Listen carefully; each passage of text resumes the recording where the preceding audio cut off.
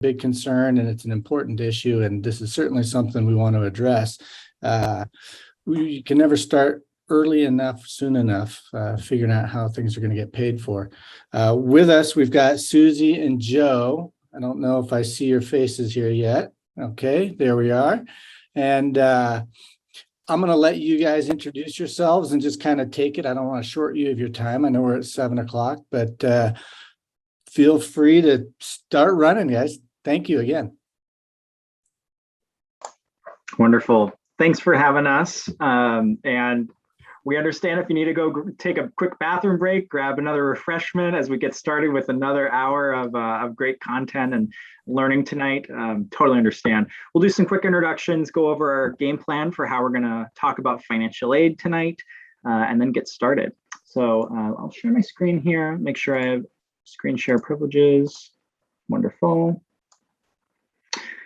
All right. So financial aid basics. I'm Joe Johnson, he, him. I'm an associate director of admissions at Lawrence University, which is in Appleton, Wisconsin, a small liberal arts college and conservatory of music. I'm joined today by Susie. Introduce yourself. Aloha, I'm Susie Prenovo, and I am a regional admissions counselor for Hawaii Pacific University, and I'm actually based right outside of the Seattle area, but my region covers Oregon, Washington, and most of the northern US states. So I'm very happy to work with both incoming freshmen as well as transfer students. Wonderful. So we'll be kind of taking turns sharing more about financial aid tonight. I'm based here in Portland, so I'm local for you guys. I work with all of our students from the Northwest and parts of the Rocky Mountain region. I'm originally from Spokane, and as you can see, I'm a 2017 graduate of Lawrence too. So here's the agenda. We're going to cover what is financial aid, FAFSA, WASFA, ORSA, breaking down the award, comparing costs, and tips. Susie, take it away. Awesome. Okay. Yeah, so we are admissions counselors, and we have extensive experience in working with families and helping guide you with financial aid. However, we are not financial aid professionals. So what we're going to be talking to you a little bit about today is just kind of financial aid in general, some words to know, some methods, some hints and tips. So let's go ahead and go to the next slide, Joe. And we're also going to define financial aid and how to go about making the best resources and best financial aid package you can for your student.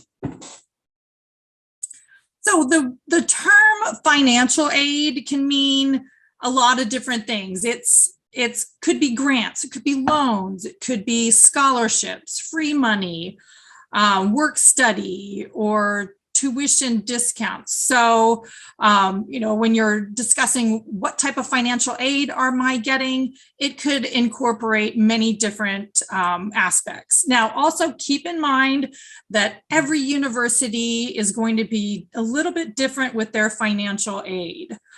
State schools, private schools, schools out of the country. So really to do your due diligence, it's very important. And especially over that summer between junior and senior year, start to do some research, check out the websites of the different universities that your student is interested in, and kind of take a look at deadlines and what the process is, regardless of which school that the student might go to.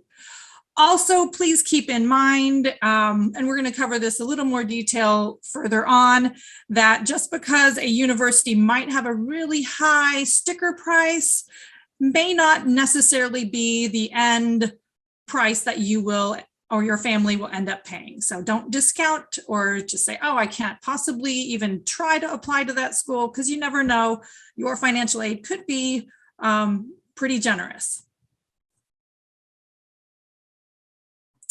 So one of the key factors in determining financial aid, especially for those families that are interested in receiving some federal financial aid, is to do what's called the FAFSA. That's that free application for federal student aid.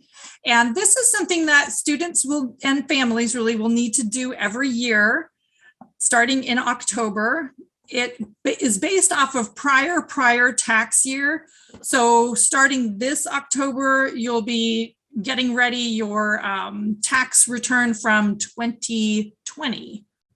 So yes, so if you are eligible to do the FAFSA, I always recommend, whether or not you think you can qualify for much, or, oh, you know, I don't know, maybe we make too much money, I'm not going to bother doing the FAFSA. Please do the FAFSA, because you never know.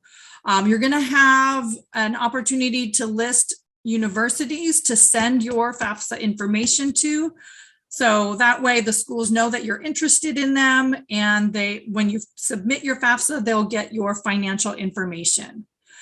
There are some students that perhaps for immigration status cannot do the FAFSA, because you do have to be a US citizen or eligible non-citizen to do the FAFSA.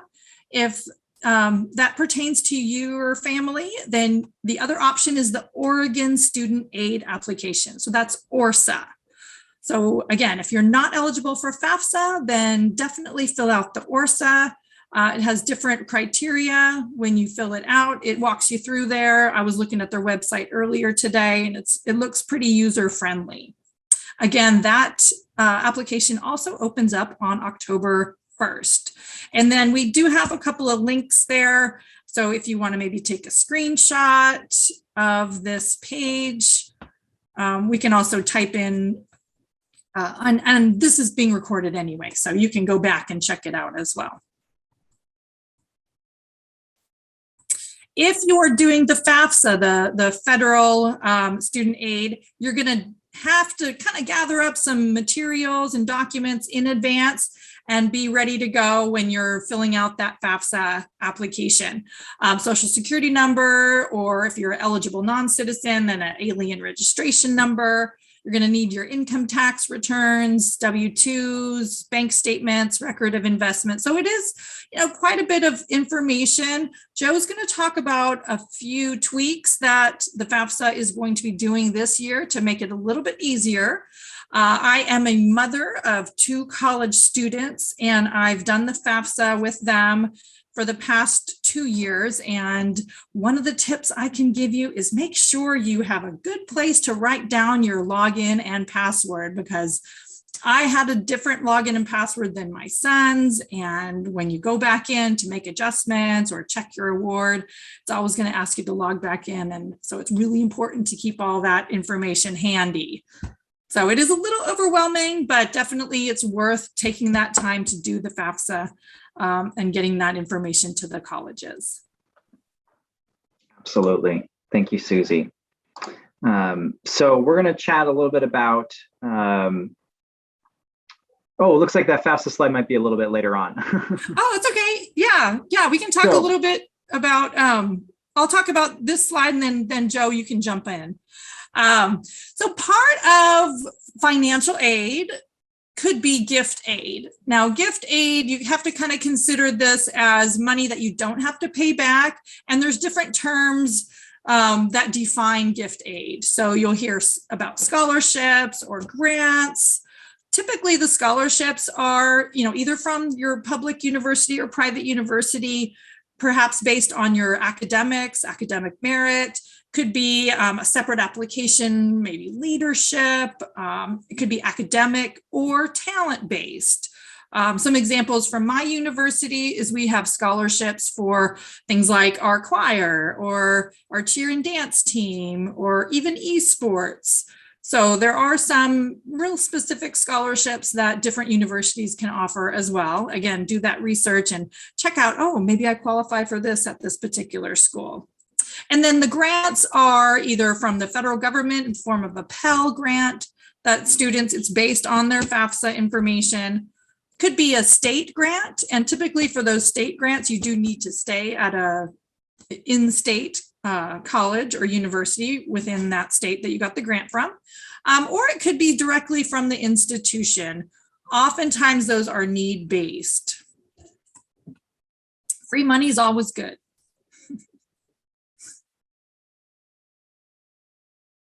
All right. And then loans, part of when you do your FAFSA, the FAFSA information will go to the university. The university will then draft a financial aid award letter to you. Chances are when you're looking at that, you will see at least the federal direct loans. So this is a loan that is in the student's name. It's a smaller amount. They cap it at certain levels, whether you're a freshman, sophomore, junior, or senior. They are subsidized or unsubsidized, and students will have to start paying them back after they graduate or after they maybe leave the university for more than 6 months. There is a Parent Plus loan that sometimes is offered. This is separate. It is under the parent's name. It typically has to be started to pay back right away while the student is in college. There is an option to defer it till after the student graduates as well. And then, of course, there's many different private loans out there. Work study, this is a job on campus that's offered students if you do the FAFSA and you indicate that you are interested in work study. So as long as your estimated family contribution is less than the total cost, estimated cost of attendance at that university, typically you would be eligible for a work study position. Some of these positions are pretty limited at universities. It's not a huge amount of money, but it's a great way for personal expenses, day-to-day expenses. Work study funding comes to you in the form of a paycheck. So my example, my son did work study this last year. He worked at the student fitness center and just checked people in and made sure everyone, was working out properly, and he did his homework and just sat at the desk. So it was a pretty easy job on campus for him. So I suggest for those students that want something easy right on campus, works with your schedule, work study might be the way to go. And a little bit more before I turn it over to Joe about the federal loans and paying back. And again, there's a lot of frequently asked questions and information on the FAFSA website on, a little more details about this. But again, the subsidized, if you're offered that, the government does cover the interest for that loan. And the unsubsidized, they do not cover the interest, and the interest begins to accrue. The grace period typically is 6 months after you graduate, or you go below half-time enrollment. You have 6 months to start paying that loan back. And there are exceptions for hardships, or if you're going to grad school or in the military, or working for the Peace Corps or other services, that you can defer that. Typically, though, the amount of those federal direct loans are small enough so that when a student finally graduates, they're in a job, it's a small amount that they'd be paying back on a monthly basis. So it's not too painful.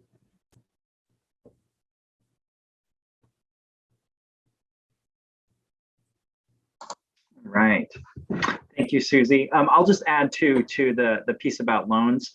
Everyone who files a FAFSA will at least be eligible for one of those student loans, the unsubsidized federal direct student loan. And the way that those amounts are offered, your first year, as a first-year student, you're offered $5,500 in loans that you can take out any amount up to $5,500. Second year, that goes up to a cap of $6,500. And then the year after that, junior and senior year, it goes up to $7,500. So the max that you can take out in total through the federal direct student loan program in 4 years of your undergraduate career is $27,000. You don't have to take out that full amount. That's just what you could be eligible for. So keep in mind, everyone who files the FAFSA will at least be eligible for one of those unsubsidized loans for a certain amount, usually up to about $5,500. So that's important to keep in mind. Now, we mentioned a little bit about some updates to the FAFSA. It used to be a very, very onerous process It is still not an easy process, but it has gotten a little bit easier. You can see here on the right side, there's a lot of cool changes. One is that there's 66% fewer questions. It is going to take a lot less time to fill out the FAFSA this year. Still, I recommend, planning out a Saturday evening or a Sunday afternoon or some weekday evening when you can all sit together as a family, or students, if you need to do that on your own, that you block out some time on your calendar to do this. Gather those documents that Susie mentioned earlier and start working on the FAFSA. You can create your FAFSA profile, and you can start working on the FAFSA right away when it comes live on October 1st. The other thing to note is that it is a lot easier for students who are experiencing hardship in their lives to now fill out the FAFSA. From things like students with drug-related convictions in the past who previously weren't eligible for full or very much funding at all, especially things like Pell Grants, and students who are experiencing homelessness. They now have much easier access to many of these federal and institutional need-based funds in a way that they didn't in previous years. So some great changes from the Ed department. We're all very excited about them. Another one to keep in mind is you may have heard of a term called the EFC. Previously, it's the expected family contribution. This is basically a number that the FAFSA would spit out after you put in all of your financial information, asset information, all these calculations about your income and taxes and all that. It spits out a number that colleges use to say, okay, the FAFSA thinks that this family could reasonably be expected to pay X amount of money for their college education over the course of a full academic tax year. That's not necessarily something that is affordable or possible for every single family. And there's been a lot of concern about, like, why do we call it an EFC? Like, why is the FAFSA telling families that they should pay a certain amount of money? So instead, it's now turning into what's called the Student Aid Index. So it's changing from a dollar amount to a range of numbers that allows colleges and universities to say, okay, on this spectrum of an index score, what families have the most financial need and what families have the least financial need. That way we can most equitably distribute our financial resources. It's important to keep in mind that just as you and as a family are planning out this investment in your future, you're planning out the financial side of the college choice. You also have to remember that colleges and universities have their own budgets for financial aid. They have, a max cap of how much aid they can offer. And if they just offer all of it to the students that don't really need that funding, suddenly they run out too quickly. So colleges and universities also have a balancing act of figuring out how to best and most equitably distribute those resources and those discounts to students who have the most need. So the SAI, Student Aid Index, is going to be the new tool that colleges and universities use for that. Now, this is one of my favorite parts. We get to walk through an example financial aid offer letter. You're probably not going to see some of these for a little while until you start hearing back from colleges. But it's important to remember that literally every single college out there has a different version of their financial aid offer letter. Not all of them are going to be as clean and as nice as this one, but this is a good example to kind of get you used to things. My recommendation when you get this award letter is to turn it into an Excel document. Have a spreadsheet built with every single school that you are admitted to, the total cost of attendance, and then break that down into the cost of room, the cost of board, any student fees, and then tuition and all the other pieces that may go into transportation, books and supplies, things like that. And that's going to help you better understand what the offer letter is telling you. So we're going to start up here with the financial aid that this school has offered. They've offered two different types of financial aid: grants and scholarships that they've put together in this section, and loans, which they put together in this section. So this family has clearly filed the FAFSA. Potentially they've filed another financial aid document. Some colleges require a second one, either the CSS profile, it's run by College Board, or sometimes an institutional internal financial aid form. Based on academic criteria, this student was eligible for the faculty scholarship, That is total of $31,000 broken apart across fall semester and across spring semester. Federal Pell Grant, this student looks like they had some substantial financial need, and so the government notified the college that they're eligible for Pell Grant funds, and the total Pell Grant that they were offered was $2,645. They were also eligible for the SEOG, or Supplemental Educational Opportunity Grant, in a total of $800 across 2 semesters. And it looks like they were eligible for $5,500, that first year cap that I mentioned, in federal direct subsidized and unsubsidized loans. If you are eligible for the subsidized, there is a cap on the subsidized. You can't get the full $5,500 in just subsidized. There's usually a split in there. So altogether, this financial aid that they've offered to this family totals $39,945. You compare this to the overall cost of attendance that the college, advertises, which is $61,826.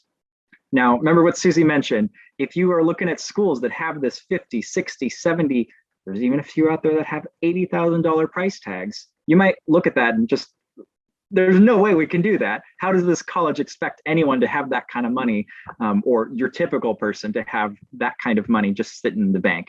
And they don't, which is why you can see this school has very generous financial aid. So here, direct billable costs. These are costs that are added to the student account that are put in the bill, that are charged to the family, versus indirect costs, which are things that this college wants you to keep in mind and be prepared for this as an expense over the course of the next academic year, but you're not going to be charged. So these values may change a little bit. The direct costs, though, tuition is a total of $46,170 per year. Fees looks like $360 total. Room and housing, so room and board, looks like, just room and housing. Next is board, meal plan, $8,020, and then $5376. So that's the total direct cost: the tuition, the room, the board, and the fees that are charged to the student's account. Indirect costs. This family is expected to have about $1,100 in books and supplies, about $450 in transportation, and about $350 in other educational costs. Some schools will call this, personal supplies or personal expenses.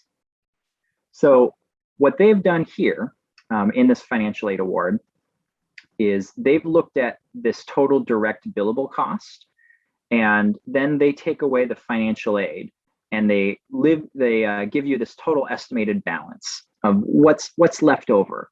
This is the amount that your family would be paying out of pocket after the financial aid has been applied to the account. And it's also not just a one-time payment that you do, because again, who has this just sitting in their bank account? Most colleges out there have a really convenient payment plan. Sometimes it's 8, 9, 10 different months that you can set up as a payment plan. You can often do a flexible version where you do a lump sum payment and then smaller monthly payments throughout the year based on how your family's financial and income situation works. My dad was self-employed, so there were some months when we knew we weren't going to have the money, and some months we knew we would. And so we had to plan that out. And we made great use of a payment plan during my time in college. So they give you a couple examples here. I like that this award letter gives you that breakdown of what you pay monthly. And then they give you, some quick links. You can imagine this being in an online portal where you can click these buttons and go straight to the next step. And then down here, they also provide some resources to help pay your balance. You'll notice that work study was not included in this financial aid offer. Again, this is something that different schools will do differently. Some schools count work study toward the total financial aid that they offer. And some schools will just say, by the way, you're eligible for work study. So if you want to earn some money up to $2,500, you can do so and apply it to this estimated balance that your family would have. So make sure that you're watching that. Sometimes it's just a little paragraph at the bottom or on the side of the offer letter. It's not necessarily written out next to all of the other financial aid. Keep an eye out for that. Now, we talked a little bit about, the sticker shock, the sticker price versus the actual price. That's one of the big differences that you'll find when you're looking at financial aid between public and private schools. One of the other pieces to keep in mind is that the real reason that public schools are cheaper is because the sticker price looks cheaper, is that they are being subsidized by taxpayers from within that state. So that now will probably make more sense when you see, okay, all those UCs, all the out-of-state schools, the UWs of the world, they charge a lot more for out-of-state because they're not getting that tax subsidy from your family. But because of that, most of those public institutions also don't offer as generous scholarships and often don't offer quite as generous financial aid as many private institutions, because they're funded primarily as a combination of tuition revenue and from taxpayer state monies. Private schools are tuition-driven institutions. They fund everything from tuition revenue and from donors to the institution, which means they have a lot more ownership of their funds and how to distribute them. That ownership, that flexibility means that private schools are typically a lot more generous. It's going to be different from every school, but that price tag difference that you see for private schools will often be, for families that have financial need, is often going to be brought down and very comparable to in-state tuition plus room and board costs at your typical in-state college. So again, don't discount those private schools. Go through the process at any school. You're not going to know what that final price tag is for you until you actually finish that process. You have that award letter in hand. However, every college also has a net price calculator on their website that you can use to get a very rough estimate of what your family might have paid had you been admitted in previous years. It doesn't take into account the current application cycle, the current financial aid availability, all of those other variables that go into the financial aid awarding process. So these are all some pieces to keep in mind as you're thinking about and weighing those options. We'd also be remiss to not mention the WUI program. While neither of our institutions today are part of WUI, it may be an important part of your college search. Basically, it's an undergraduate tuition exchange program where if you go to some of those out-of-state colleges who are part of WUI, if you receive a WUI award, which is not guaranteed, then you'll be paying close to or equivalent to in-state tuition costs at that institution. Note that it's typically just tuition. You would still pay the normal room and board costs. So this is just a quick example of the states that are kind of typically part of the WUI exchange program. This is a great question to ask those public institutions that you're interested in from these major states. Typically, private schools are not part of the WUI program. And we have this cost of living example as well.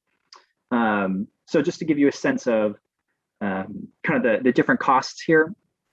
With Oregon, you can see U of O has an estimated $14,640 cost of living. UW, $14,800. Central has a $13,600. Once you get out of some of these like big metro areas, sometimes those costs start to come down a little bit. For us here in Appleton, it's a much lower room and board cost. Alaska, similarly. Obviously, Honolulu is an expensive place to live, and so you can see that that's pretty comparable to some of the other, hot metro and large state colleges. But keep in mind that there's some additional costs beyond room and board for transportation, for clothes, shoes, etc. It's different when you're traveling a large distance versus going to an in-state school. So we mentioned this to just make sure that on that spreadsheet, as you're weighing these options, that you're considering all of the different factors. That just because private schools look more expensive on paper, for example, that's not necessarily what you're going to pay to attend that school. So Susie, you want to take away some of these tips? Yes. So definitely the earlier the better, especially for scholarships. Even if perhaps a scholarship search is not open yet, application opens this particular day, you can still go through. Perhaps your student can look at the essay requirement, get to work on that early. And also, it's very important to pay attention to the deadlines for applications for certain universities. If you apply by a certain date, then you are eligible for scholarships. If you miss that date, you might still be able to apply for admission, but you may have missed out on that scholarship. So it is important. And as, again, a mom of a couple of boys in college who spent their summer going into their senior year just kind of hanging out and playing soccer and not doing much research, it is important to pay attention once September hits and your student is applying to different colleges. It gets a little hectic. The net price calculator at each institution is a pretty good tool to use. I hesitate a tiny bit because it is not exactly accurate and up to date at every university. So don't necessarily take that net price calculator as written in stone. A lot of the applications ask for the social security number. So make sure that you are, have all the information ready to go when you're filling out the application and for financial aid. Also, a very important point is for your student to make sure that you are consistent with your name. If on your high school transcript it says Susie, but you applied with Suzanne, and then when you did the FAFSA, you did Susie again, that's not all going to match up. You need to make sure that your student is consistent with their name. And then, yes, again, do the research, take the time for essays, for that extra application, even if it's just, a local community scholarship that only pays $500. Hey, well, if it just required an essay that took the student 2 hours to write, that's a really great return on investment. I have had students that after talking to them, like, oh my God, I applied for, these 20 different small local scholarships that gave them a little bit of money here and there and really helped out. And unfortunately, sometimes this time of year in May, I'll get phone calls from students like, oh, what else can I do? And oftentimes for some of these even small scholarships, those deadlines have already passed. So make sure to keep on it. Also keep in mind that the scholarship searches and again, the FAFSA is not just something you only do one time. You're gonna keep looking each year. There's continuing student scholarships as well.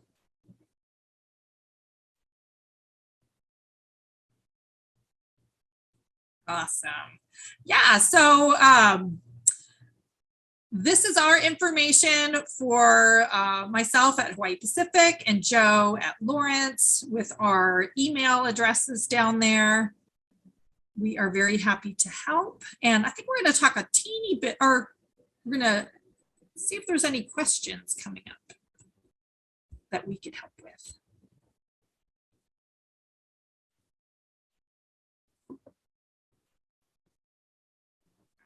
Susie, there was a little confusion from several people about why are we using the previous year's taxes, and that's a little confusing. Mm-hmm. Why is that? And I don't have the answer to that. They started the prior, I think it was the year before the pandemic, but I guess they wanted, I don't know. Joe, do you know why they started using prior? I don't even know. They started using it a few years back, even before the pandemic. It was an attempt to make the FAFSA process easier. One of the problems that a lot of families were running into was, if they were filing, let's say hypothetically, it is 2022, maybe you got an extension for filing your taxes that were originally due, mid-April this year for the 2021 tax year. Suddenly, if you need an extension and those taxes can't be completed by the time fall rolls around, when you start applying to colleges, suddenly, if you even get a partial year behind in paying your taxes, suddenly it is impossible to fill out the FAFSA because you have to have that tax information submitted, received, processed by the IRS before you can even have the information for, your adjusted gross income and all of that to actually put on the FAFSA. So part of it was trying to reduce one of those obstacles and make the process easier for families. One of the pieces there is that rule using a prior year, it disproportionately affected populations that are typically underrepresented and historically excluded from institutions of higher education. So it was actually one attempt to remove one of those obstacles specifically for those groups and populations of students. But in general, it's something that affected everyone. So it's a rule that I understand that it gets confusing when you're thinking prior, but just remember that the taxes that you're filing now aren't going to impact your family's college financial aid eligibility for 2 years. So there's actually kind of a perk there. If, my dad, who is self-employed again, if he had a really good year, that wasn't going to affect my financial aid for 2 academic years because of the nature of how this process works. So there's actually a little bit of a delay in changes to financial aid. The flip side of that is, let's say my dad had, a really bad year, and suddenly the financial aid that I was provided, my first year, if I needed really better aid, but I wouldn't get that better aid until junior year, most colleges can work with you to make professional judgment changes to your financial aid eligibility based on documented information that you have. So think of it as a 2-year buffer for, problems that may come up with your financial situation as a family. It gives you a window of time to help navigate that process. So I hope that helps. Yeah, that's helpful. Thanks. So there looks like there's a couple other questions. I don't know if you guys have a chance to see those. Let me pull them up here. Those scholarship search engines or websites. I know that there's FastWeb. Also, I was on doing some research for this presentation. I was on the Oregon, the ORSA site, and it gave a link to Oregon. Oh no, actually, you know what? I was on the Beaverton School District site and looked up scholarships, and oh my gosh, you guys did an amazing job of listing links to different scholarships. There's one where it looks like the student can do one application. Yeah. Or multiple Oregon ones.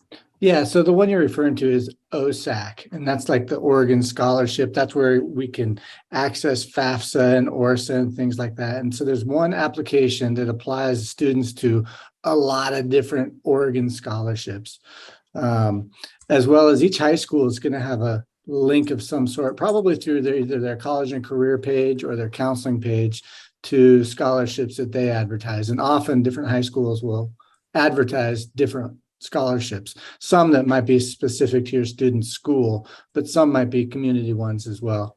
And then our district also uses the Career Information System, CIS.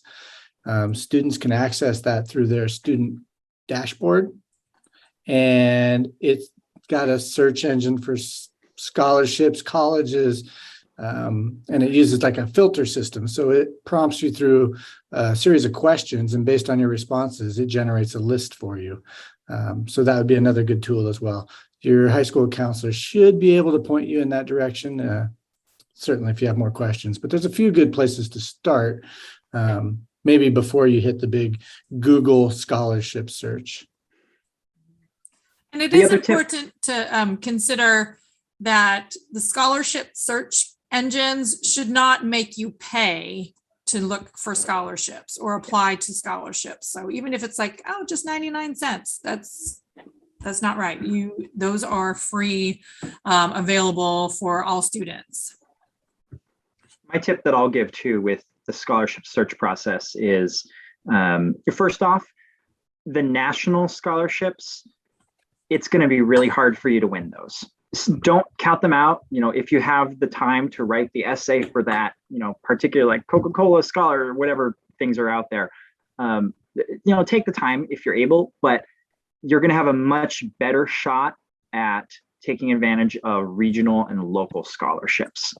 And here's a hot tip about regional and local scholarships.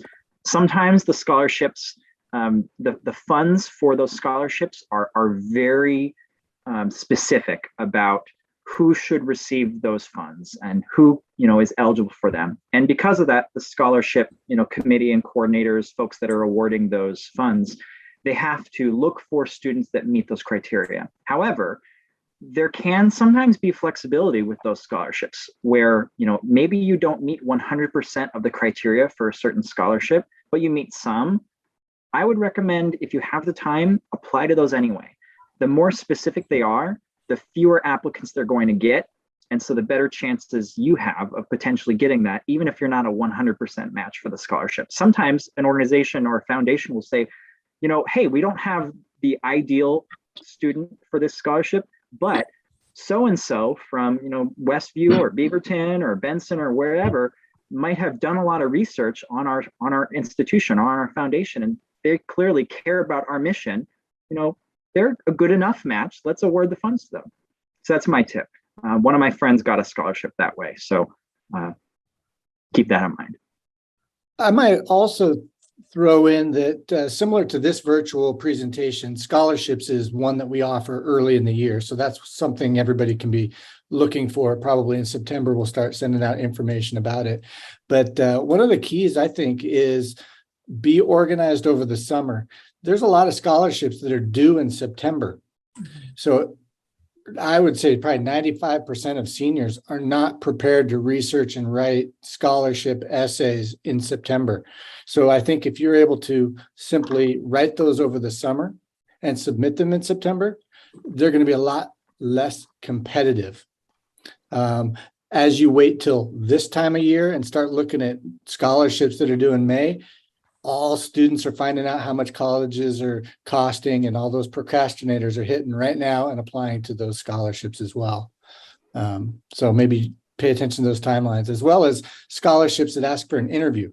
An interview alone intimidates a lot of students from even applying, again, making it less competitive. So I almost encourage you to look for scholarships that involve an interview. And 9 times out of 10, it's because whoever's awarding the scholarship just wants to know what your plan is for your future and what you're going to study.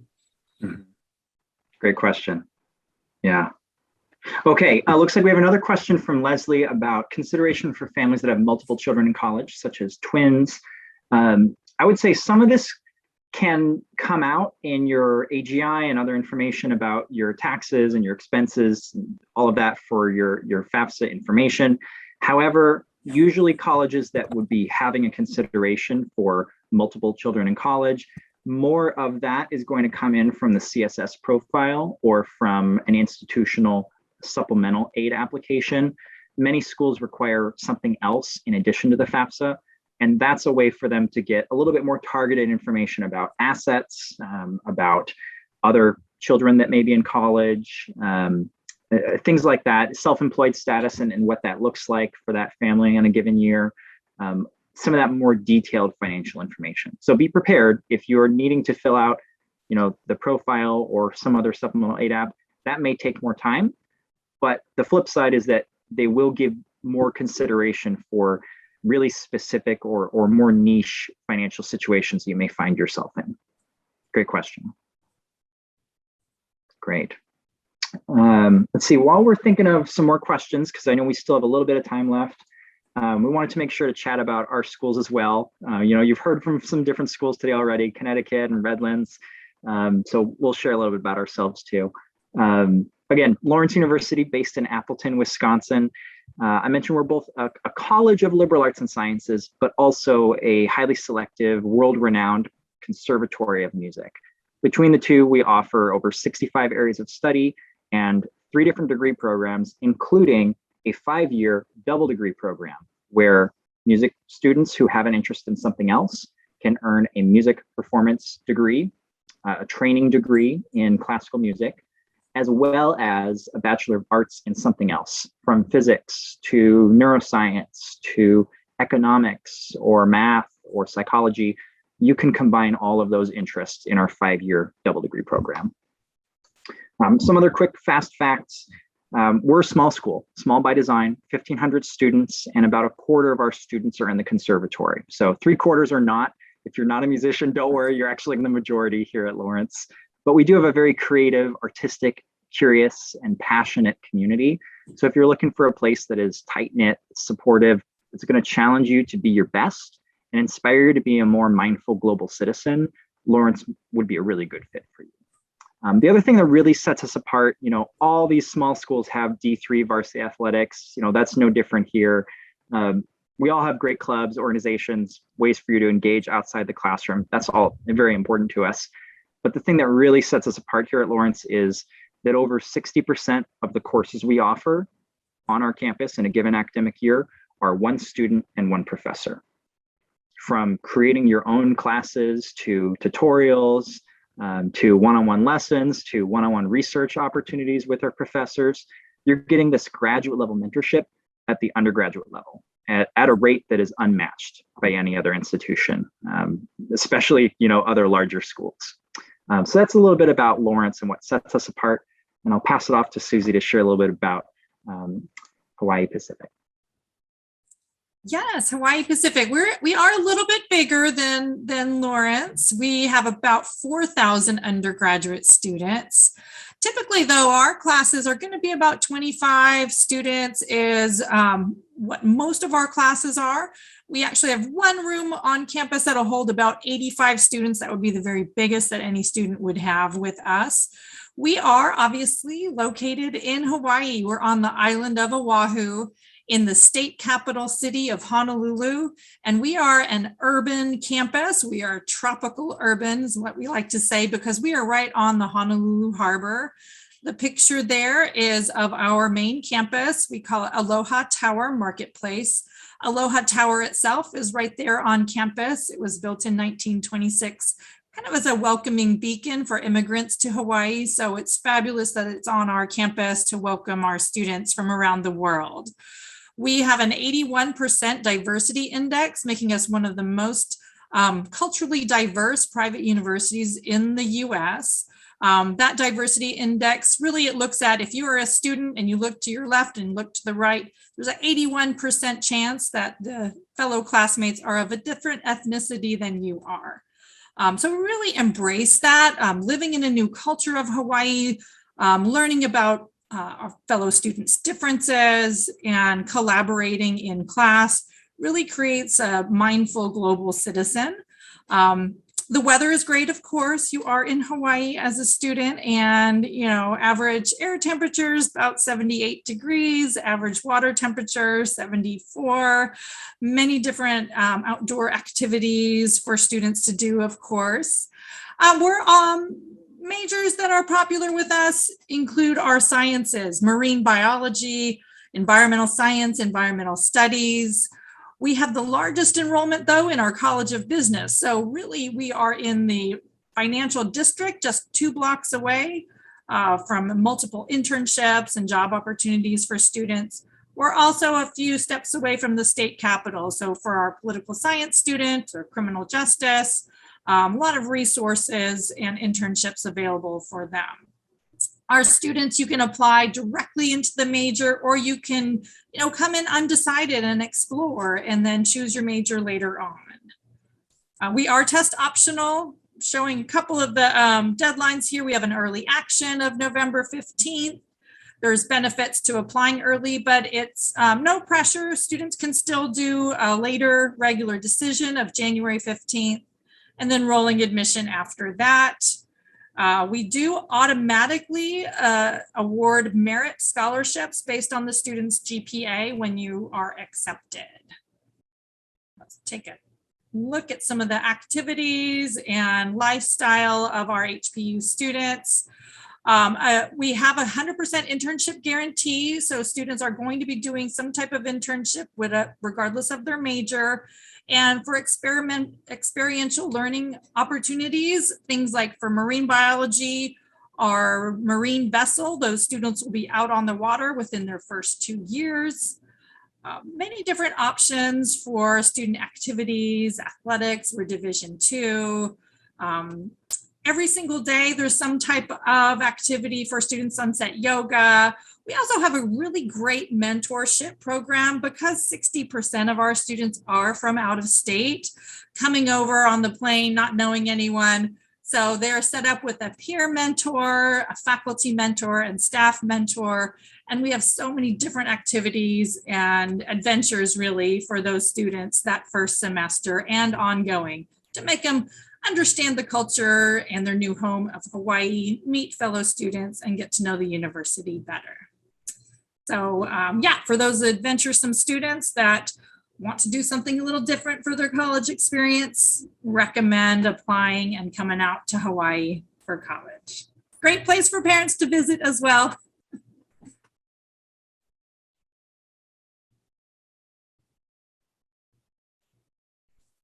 Awesome. All right, any other questions about financial aid or general admissions? We could help with that as well. Type it in the chat if you wanted.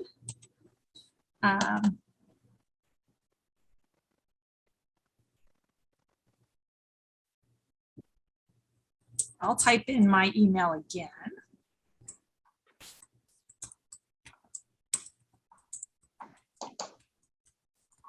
Chat.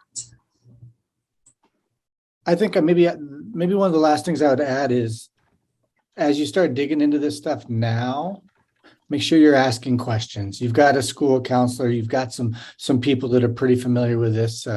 I wouldn't put it off. Start digging into it. Get your questions answered now, because it can absolutely be confusing. FAFSA alone is confusing sometimes. Just make sure you're asking questions along the way. Right. Yeah, you don't want to be in April just thinking about the financial aid piece, leading up to that May 1 deadline. The earlier you can get those documents in, the earlier you can talk with financial aid offices and admissions offices, you're going to feel much more prepared and have a lot less stress over the next year. Somebody had a question about in-state and out-of-state fees, if someone can address that one. So typically for state universities, like Joe explained a little bit earlier, that if you are an Oregonian going to an Oregon school, you will pay in-state rates for tuition. Someone from Washington would pay out of state, or maybe that WUI scholarship. There are certain rules for being a resident of a state. So students, depending on the state, can't necessarily, I'll just go live there and then go to school, and then the next year I'll say that I'm a resident.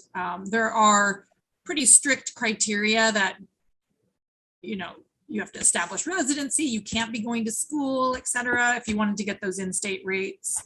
So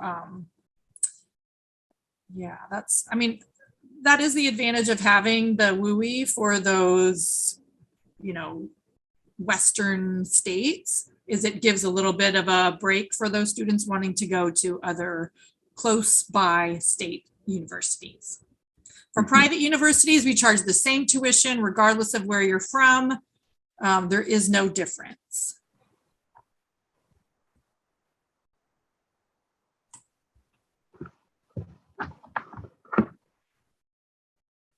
I don't know much about Oregon's free 2 years of college. I don't know. Chris, do you know? Well, there could be a confusion right there. Now, there's a 4 years free program at Portland State. Essentially, you qualify for Pell Grants. You have a certain GPA. It'll cover tuition, not housing. A lot of other colleges have similar programs. They don't advertise them the same way that Portland State has done so. But typically it's driven by qualifying for a Pell Grant, which is essentially based on financial need.